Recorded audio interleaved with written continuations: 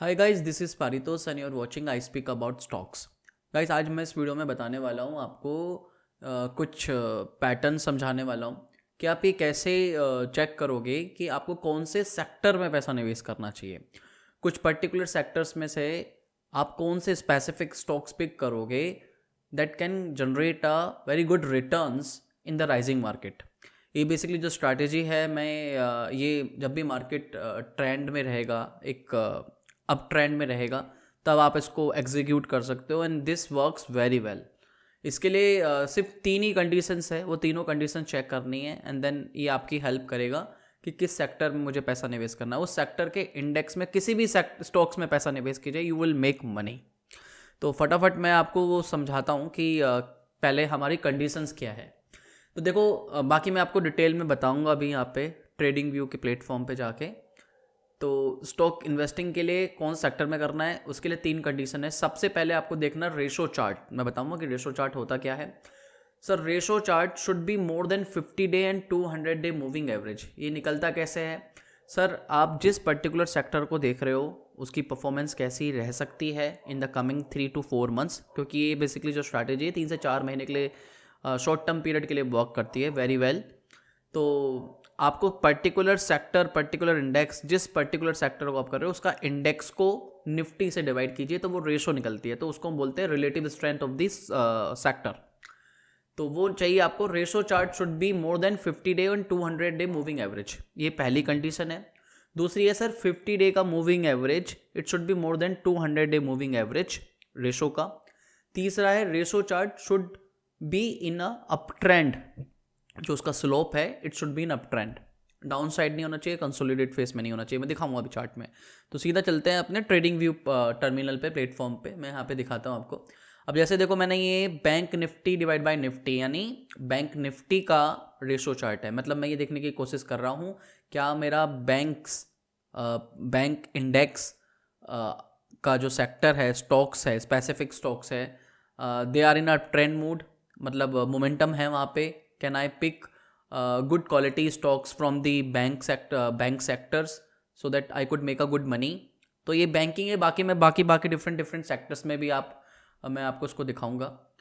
तो जैसे आप देख सकते हो यहाँ पे जो हमारी कंडीशंस है कि this is the 50 day moving average, it is more than 200 day moving average, पहली कंडीशन ठीक है। दूसरा, मैं देख सकता हूँ कि ये हमारा रेशो चार्ट है। ये रेशो चार्ट है, मैं अभी दिखाऊंगा आपको कि रेशो चार्ट कैसे निकलेगा। Ratio chart is above both the trending, both the signals. 50 day and 200 day दोनों से ऊपर है, यानी इसको ब्रेकआउट कर दिया है। तो यानी हाँ, Yes, Bank is very strong. मतलब बैंक सेक्टर्स में वेरी स्ट्रॉन्ग मोमेंटम है। I can pick good quality bank stocks. दूसरा, हम देख ही सकते हैं कि up trend, slope up trend में है, तो दिस इज़ द सिग्नल। तो पर्टिकुलर देखो, मैं आपको इसके कुछ रिजल्ट्स दिखाता हूँ अभी। देन अब जब सपोज करो जैसे निफ्टी की वेबसाइट है ये, और मैंने यहाँ पे देखा निफ्टी बैंक, तो मेरे पास ये कुछ निफ्टी बैंक के मेरे बैंक के कुछ पर्टिकुलर, एक मिनट है, निफ्टी बैंक में मेरे ये कुछ पर्टिकुलर मेरे स्टॉक्स है जो बैंक इंडेक्स में आते हैं। ये कुछ पर्टिकुलर स्टॉक्स है। अब मैं इसका अगर आपको दिखाऊं तो ये हमारा निफ्टी बैंक का इंडेक्स के कंस्टिट्यूंट्स है। आप इसकी परफॉर्मेंस देख सकते हो। अब पहले आप इसको कंपैरिजन करना। देखो कब से हमारी ये जो चार्ट हुआ है, आप देखोगे 1 फरवरी से। ऑब्वियसली ये तो बजट के बाद की बात थी, लेकिन हम यहाँ से देखेंगे क्योंकि पहली बार यहाँ पे सेक्टर स्ट्रॉन्ग हुआ है। मतलब ये रेशो ने इस हमारी कौन सी डेट है, 6 नवंबर के बाद, 6 नवंबर 2020 के बाद इस सेक्टर ने पिकअप अप ट्रेंड मोमेंटम पकड़ा है। तो हम लगभग 2 से 3 महीने की बाद की परफॉर्मेंस देखेंगे। एकदम से अचानक से सेक्टर ने परफॉर्म किया होगा वो मैं दिखाने की कोशिश कर रहा हूँ। बाकी मैं हर डिफरेंट सेक्टर्स की दिखाऊंगा सो दैट आप इसको एग्जीक्यूट कर सको। तो आप देखिए SBI बैंक की देख लेते हैं। लास्ट 2-3 महीने की देखिए परफॉर्मेंस, आपको समझ में आ जाएगी। सर देखिए, लास्ट के 1 मंथ में, हालांकि बजट तो अभी 1 फरवरी को अनाउंस हुआ है, तो ऑब्वियसली एक वीक में देखो 39% का रिटर्न है। सेक्टर ने एकदम पिकअप ले लिया। 1 मंथ में देख लीजिए, 3 मंथ्स में देख लीजिए। 1 ईयर के रिटर्न इतने कोई खास नहीं है, लेकिन लास्ट 3 मंथ्स में जब सेक्टर ने पिकअप लिया है, कब लिया है, नवंबर में, उसके बाद से आपके बैंक, ये मैंने ई टीम इकोनॉमिक टाइम्स की वेबसाइट पे आपको दिख जाता है आसानी से, उनकी वेबसाइट पे अवेलेबल है, इन्फॉर्मेशन रहती है सारी। तो आप देख सकते हैं वहाँ पे 3 मंथ्स में this stock had given a 79.79% return because sector has given a breakout in this time frame यहाँ पे। तो यहाँ पे आपको ये समझ में आता है कि हाँ भाई ये सेक्टर परफॉर्म कर रहा है, तो इस सेक्टर में मुझे कोई सा भी स्टॉक पिक कर लीजिए आप, सब में सेम कंडीशन होगी। चलो मैं आपको कोटक महिंद्रा बैंक का दिखाता हूँ। अभी अगला हमारा आता है Kotak Mahindra bank. So that मैं ये चाहता हूँ कि आपको आप कन्विंस हो जाओ। तो देखोगे 1 ईयर के कोई खास रिटर्न नहीं थे, 1 वीक में, क्योंकि after the budget yes this stock has given a pickup, अब ट्रेंड में है। लेकिन लास्ट 3 मंथ्स में 18.34%, मतलब कि वन ईयर का रिटर्न इतना नहीं है, 1 ईयर का इतना। लेकिन 3 मंथ्स में पिकअप कब हुआ है स्टॉक, जब सेक्टर ने पिकअप लिया है। तो मतलब सेक्टर कैसे पिकअप करना है, एंड देन सेक्टर में कोई सा भी स्टॉक उठा लो, सबकी सेम कहानी है। HDFC बैंक मुझे बताने की जरूरत नहीं है, सेम होगा। बैंक ऑफ बड़ौदा, चलो मैं छोटे आपको दूसरे स्टॉक्स दिखा रहा हूँ। बैंक ऑफ बड़ौदा का भी देख लीजिए, लास्ट 3 मंथ्स में 80.33%, क्योंकि सेक्टर ने पिकअप लिया है। लास्ट 1 ईयर की 3 ईयर्स 5 ईयर्स माइनस में है, लेकिन हमें मालूम चल गया सेक्टर ने पिकअप लिया है। इसका मतलब लास्ट 3 मंथ्स नवंबर के बाद किसी भी सेक्टर इंडेक्स के किसी भी स्टॉक में पैसा निवेश किया होता तो I made money. Bank of Baroda में भी यू मेड 80.33% रिटर्न। मतलब देखो कितना आसान हो गया ना, आपको सिर्फ सेक्टर को पहचानना है, सेक्टर को जज करना है। अब उस सेक्टर के इंडेक्स में किसी भी स्टॉक में पैसा निवेश करो, सारे सब अच्छे ही स्टॉक्स है, क्वालिटी स्टॉक्स है, कोई पैनी तो है नहीं, और लिक्विडिटी भी अच्छी है, डिमांड में है, यानी वो सेक्टर डिमांड में सेक्टर, तो जो उसके स्पेसिफिक इंडेक्स के स्टॉक्स है सब ने अच्छे रिटर्न्स दिए। देखो 3 मंथ्स में 80.33%। मैं और भी दिखा देता हूँ आपको, PNB देख लीजिए।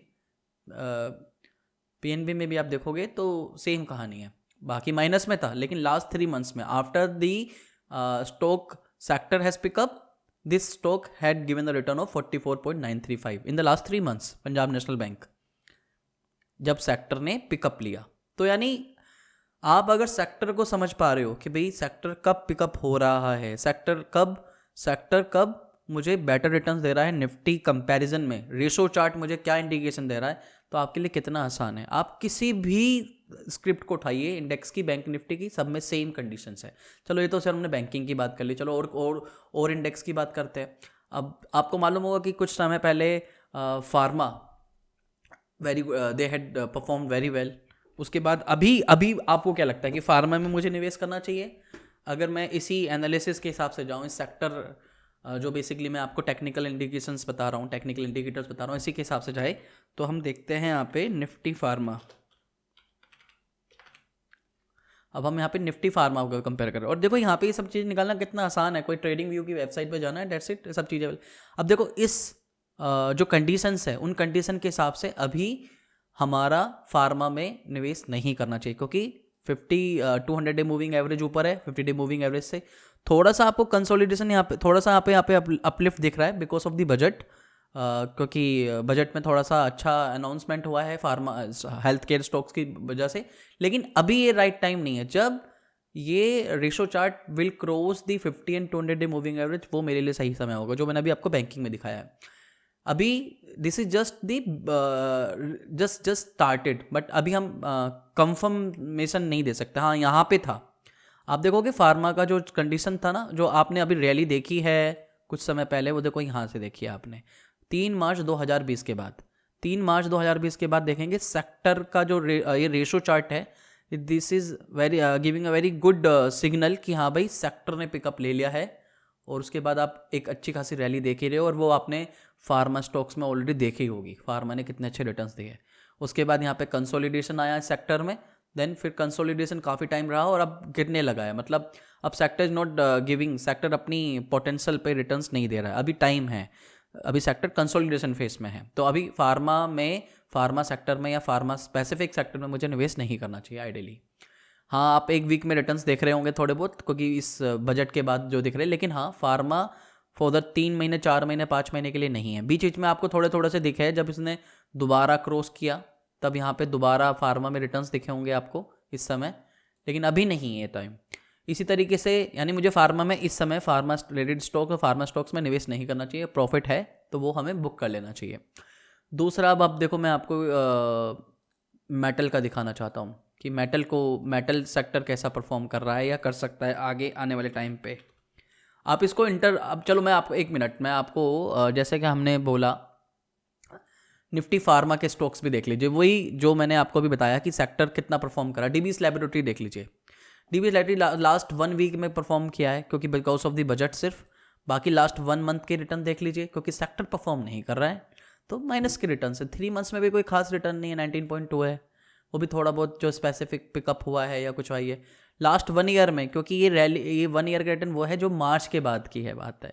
मार्च में जो मैंने अभी आपको दिखाया ना यहाँ पे, ये मार्च के बाद के रिटर्न्स की वजह से डीबी लैबोरेटरीज में, डीबी लैब्स में रिटर्न्स दिख रहे हैं 94.76। तो यही सारी बाकी कहानी सारे इसके भी है। आप देखोगे निफ्टी फार्मा में बाकी स्टॉक्स, डॉक्टर रेड्डीज देख लीजिए, सेम है, डॉक्टर रेड्डीज के साथ भी सेम सिचुएशन होगी। दिखाता हूँ मैं आपको अभी, देखिए लास्ट 1 मंथ में नेगेटिव, 3 मंथ्स में negative, last 1 year because of the March जब सेक्टर पिकअप हुआ, this stock has given a 53 point. तो अगर सेक्टर पिकअप ले रहा है, सेक्टर मोमेंटम में है, तो आप उस सेक्टर के इंडेक्स के कोई से भी स्टॉक्स पिक कीजिए, वो पैसा कमा के आपको देगा। चलो अभी मैं आपको बाकी जैसे हम दिखा रहे थे मेटल का, मैं मेटल का दिखाता हूँ आपको। निफ्टी मेटल, मैं यहाँ पे ये जो बेसिकली आपको ये स्ट्रैटेजी डिस्कस कर रहा हूँ कि भाई आप ये कैसे जानोगे कि किस सेक्टर में मुझे पैसा निवेश करना है। उस सेक्टर में अगर मोमेंटम है, अगर देखो हाँ एक चीज़ और मैं बता दूँ आपको, इस स्ट्रैटेजी को तभी एग्जीक्यूट करना है जब मार्केट में मोमेंटम है, यानी निफ्टी बुलिश मूड है, एक अच्छा पॉजिटिव सेंटीमेंट है, जैसा अभी चल रहा है लास्ट 6-7 महीने से, मार्च के बाद से एक बुलिश सेंटीमेंट चल रहा है, तो उस समय इस स्ट्रैटेजी को एग्जीक्यूट कीजिए। बाकी हाँ अगर मार्केट करेक्शन फेस में, कंसोलिडेशन फेस में, तो आप इससे ये हेल्प, इसका रिवर्स कर दोगे तो इससे ये हेल्प मिल जाएगी आपको कि हाँ भाई किस मार्केट में मुझे किस सेक्टर में मुझे पैसा नहीं लगाना है, अंडर परफॉर्मेंस है, वहाँ पे गिरेगा तो मैं रिवर्स पोजीशंस ले सकता हूँ। रिवर्स पोजीशन मतलब शॉर्ट कर सकता हूँ फॉर द 1 मंथ 2 मंथ्स के लिए शॉर्ट्स कर सकता हूँ, क्योंकि वो सेक्टर परफॉर्म नहीं कर रहा है, तो वहाँ पे इस चीज़ का फ़ायदा उठा सकते हो। लेकिन बुलिश मार्केट में और ट्रेंडिंग मार्केट में तो ये परफॉर्म करेगा।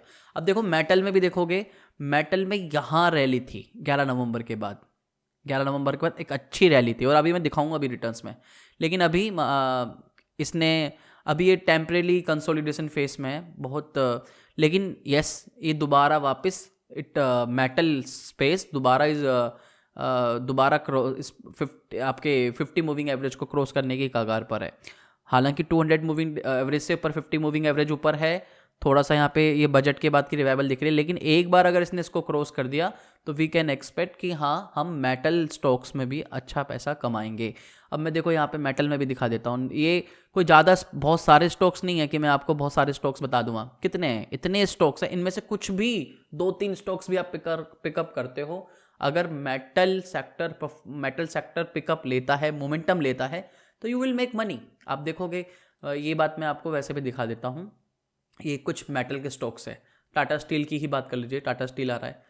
अब देखो टाटा स्टील ने पिकअप कब लिया है, हालांकि बजट की बात है तो 1 वीक की रिटर्न्स देख रहे होंगे आपको, 1 वीक के, लेकिन 1 मंथ के रिटर्न्स नहीं है, क्योंकि उस समय सेक्टर पिकअप में नहीं था। लास्ट 3 मंथ्स के देख लो, 61 है, 61 यानी लास्ट 3 मंथ्स में, कब, 11 नवंबर के बाद, 11 नवंबर से लेके, क्योंकि 11 नवंबर के बाद सेक्टर ने पिकअप किया था, यानी इस रेशो चार्ट हमें इंडिकेट कर रहा है कि भाई सेक्टर ने पिकअप ले लिया, आप इसमें इस समय किसी भी मेटल स्टॉक्स में पैसा लगाओ, तो उसकी वजह से यहाँ पे टाटा स्टील में 61% रेट लास्ट 3 मंथ्स में, लेकिन 1 मंथ में नहीं है, लेकिन अभी 1 वीक में दोबारा थोड़ा सा पिकअप ले रहा है तो 13.99% दिख रहा है। तो देखो कितना आसान है, आपको सिर्फ रेशो चार्ट्स को फॉलो करना है, तो आपको ये समझ में आएगा कि भाई किस सेक्टर में पिकअप करना है, उस सेक्टर में किसी भी स्टॉक्स में पैसा निवेश करो, यू विल मेक मनी। वो सेक्टर परफॉर्म कर रहा है तो सेक्टर में वो रेशो चार्ट आपको इंडिकेट कर रहा है, तो उस सेक्टर में कोई से भी स्टॉक्स पिकअप करो, ज़्यादा स्टॉक्स है भी नहीं, इतने ही स्टॉक्स है आपके, कोई 100-150 स्टॉक्स नहीं है, आप इनमें से किसी में भी लगाओ। चलो हिंदुस्तान कॉपर हो, थोड़ा सा कन्विंस करने के लिए मैं आपको, मान लीजिए हिंदुस्तान कॉपर, कोई भी पर्टिकुलर स्टॉक्स पिकअप कीजिए, रैंडमली पिकअप कीजिए। देखो 1 वीक में रिटर्न है because of the revival budget, 1 month में भी इतना कुछ है नहीं, लेकिन 3 मंथ्स के रिटर्न देखो 105। आपकी जो 14% की रिटर्न्स की रैली वाली दिख रही है, ये सिर्फ लास्ट वीक की वजह से दिख रही है, लास्ट वीक की वजह से, लेकिन 3 महीने में जो रिटर्न दिख रही है, क्योंकि बिकॉज नवंबर में पिकअप हुआ था, नवंबर में सेक्टर पिकअप हुआ था, इस वजह से इसने रिटर्न्स कमा के दिया। तो सिर्फ आपने सेक्टर पे ध्यान देना है, स्टॉक्स पे ध्यान ही नहीं देना। कितना आसान है। 1 ईयर का भी दिख रहा है तो वो बिकॉज ऑफ दी सेम आपके नवंबर की वजह से दिख रहा है, क्योंकि यहाँ पे एक बार और पिकअप हुआ था अगस्त में मेटल, सॉरी यहाँ पे आपका अगस्त में दोबारा पिकअप हुआ था, इस वजह से मेटल में 1 ईयर के भी अच्छे रिटर्न है, 3 ईयर्स और 5 ईयर्स के नहीं है। अब चलो ये सेक्टर की हो गई। अभी हम एक बार मैं आपको दिखाता हूँ रियल्टी का, रियल एस्टेट का। फिर मैं आपको ये बताऊंगा कि अभी इस समय कौन से ऐसे 2 सेक्टर्स है, 2 से 3 सेक्टर्स है स्पेसिफिक, जहां अभी पैसा लगाना बनता है, जहां पे उस सेक्टर में कोई से भी स्टॉक्स पिकअप कीजिए, you will make money, because अभी भी मार्केट में मोमेंटम बना हुआ है। जब तक मार्केट में मोमेंटम बना हुआ है आपको कुछ स्पेसिफिक सेक्टर्स पे ध्यान देना चाहिए, और उन स्पेसिफिक सेक्टर्स के इंडेक्स में से कोई भी गुड क्वालिटी के स्टॉक्स पिकअप कर लीजिए, you will make multi bagger money, multi bagger returns. चलो खैर, अभी हम यहाँ पे देखते हैं निफ्टी रियल्टी, रियल एस्टेट मतलब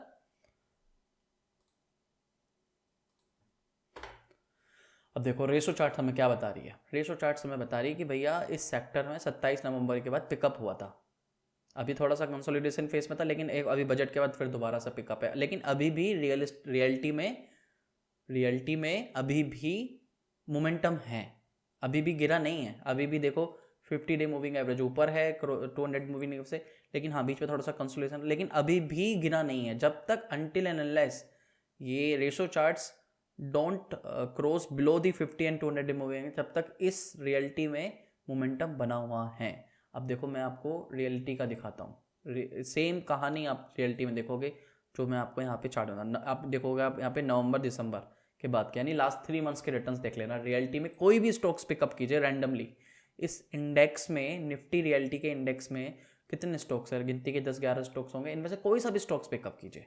गोदरेज प्रॉपर्टी देख लेते हैं। चलो देखो लास्ट 1 मंथ में कोई रिटर्न्स नहीं है, ऑब्वियसली कंसोलिडेशन में, लेकिन 3 मंथ्स के रिटर्न्स 53.17 है, ऑब्वियसली नवंबर की वजह से, क्योंकि नवंबर में पिकअप हुआ है सेक्टर। 1 ईयर का कोई खास नहीं है, 3 ईयर्स का ऑब्वियसली पहले का होगा, लेकिन सिर्फ 3 मंथ्स के रिटर्न्स 53.17 है गोदरेज प्रॉपर्टी में। क्यों? क्योंकि भैया रेशो चार्ट हमें इंडिकेट कर रही है भाई अब रियल्टी में सेक्टर ने पिकअप ले लिया है, तो उसके स्पेसिफिक कोई भी स्टॉक्स होंगे यू विल मेक मनी, क्योंकि डिमांड बढ़ जाएगी। सिंपल सा कॉन्सेप्ट यहाँ पे है, डिमांड बढ़ जाएगी, डिमांड बढ़ेगी तो यू विल मेक, प्राइसेस बढ़ेंगे। तो देखो कोई, तो यहाँ पे कोई फंडामेंटल नहीं है, टेक्निकल है, सिर्फ टेक्निकल है। कौन उस कंपनी का कैश फ्लो क्या है, ये सब चीज़ें, बैलेंस शीट क्या है, ये सब नहीं जान रहे हम। फंडामेंटल नहीं है, ये टेक्निकल है, कि टेक्निकल के बेसिस पर कुछ बेसिकली परफॉर्मेंस के बेसिस पर ये सब चीज़ें बता रहा हूँ मैं यहाँ पे आपको।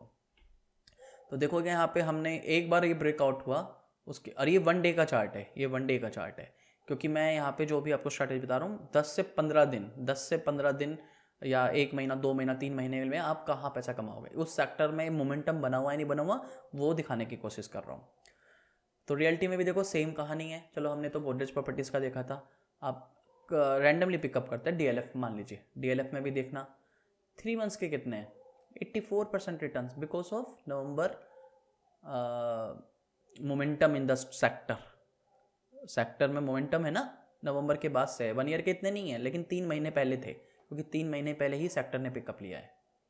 तो भैया अभी भी रैली है इसमें, रियलिटी में अभी भी है, अभी भी ये पॉजिटिव में, हालांकि अभी कंसोलिडेशन फेस में है, अभी मैं स्ट्रॉन्ग नहीं कह सकता, लेकिन हाँ रियल एस्टेट में, मैं रियलिटी कंपनीज में मैं अभी भी पैसा लगा सकता हूँ, क्योंकि सेक्टर अभी भी स्ट्रॉन्ग है, सेक्टर अभी भी स्ट्रॉन्ग है।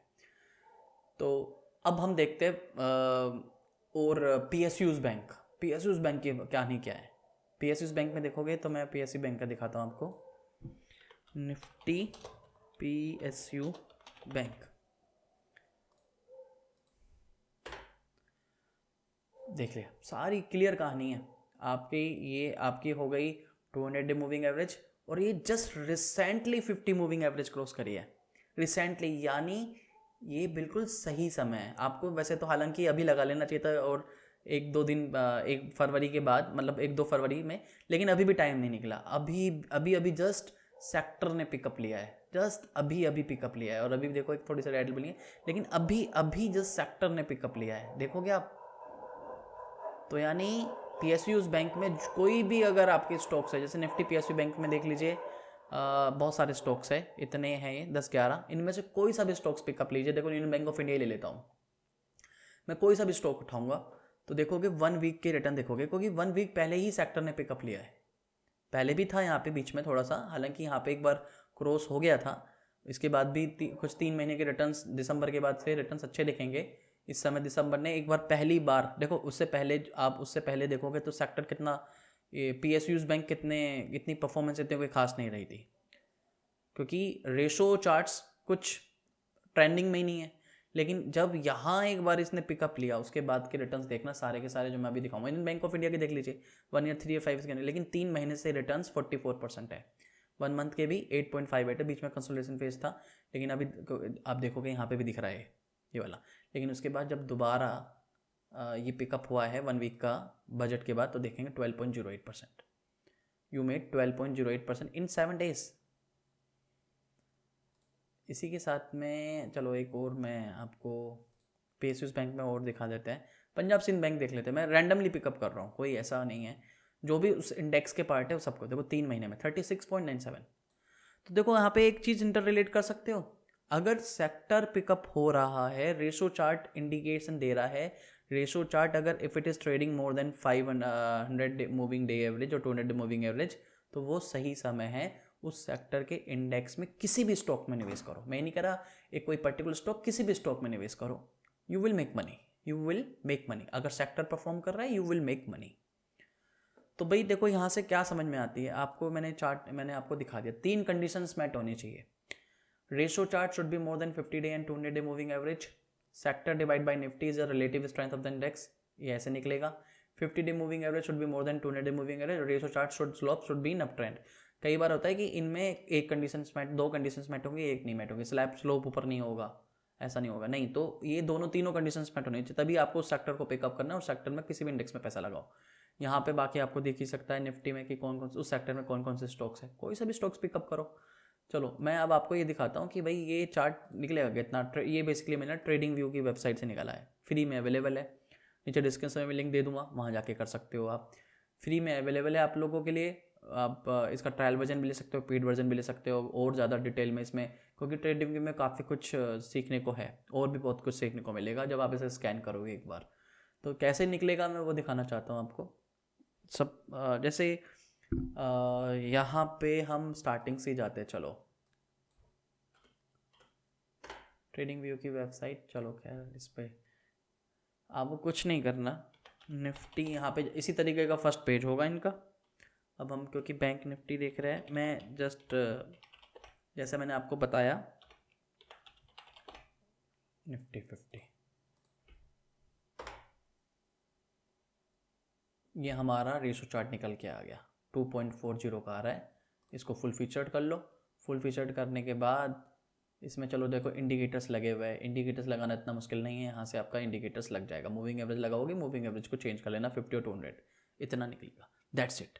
इतना आसान है आप लोगों के लिए, आपको इसके लिए कहीं से इधर उधर भागने की ज़रूरत नहीं है। इन सेक्टर्स पे ध्यान दो, इन सेक्टर के स्पेसिफिक इंडेक्स पे जो भी स्टॉक्स अवेलेबल है, अगर वो सेक्टर मोमेंटम में है तो उसको पिकअप करना है। मार्केट मोमेंटम में होना चाहिए, तब आपको इसको एग्जीक्यूट करना है। अगर राइजिंग मार्केट है, मार्केट में मोमेंटम बना हुआ है, तो आप कुछ पर्टिकुलर सेक्टर्स को फोकस करो। तो यही था आज के लिए, और आई बिलीव ये वीडियो पसंद आई होगी आपको। अगर वीडियो पसंद आई है तो प्लीज़ वीडियो को लाइक ज़रूर कीजिए, बिना लाइक करे मत जाना। नेक्स्ट वीडियो मिलेंगे कुछ नए टॉपिक के साथ, और इस पर मैंने और इसको थोड़ा सा और डिटेल में समझाने के लिए, अगर आप चाहें तो मेरे दूसरे चैनल की वीडियो देख सकते हो। तो खैर आज के लिए इतना ही, नेक्स्ट वीडियो मिलेंगे नए टॉपिक के साथ, तब तक के लिए धन्यवाद। वंदे मातरम, जय हिंद।